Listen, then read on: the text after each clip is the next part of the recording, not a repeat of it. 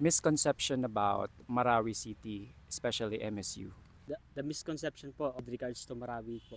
Nung una po kasi nanggaling po ako sa Manila and culture shock po talaga sa akin mag-aral dito sa MSU kasi nga po unang-una is nasanay po ako sa environment ng maraming tao. Nandito po sa Marawi, makikita natin yung mga tao, especially sa mga ginagawa nila, talagang dedicated sila sa ginagawa nila.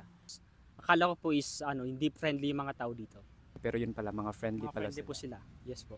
Ano yung masasabi mo sa mga kapatid natin, ng mga non-Muslims na wag silang matakot pumunta sa Marawi or mag-aral sa MSU?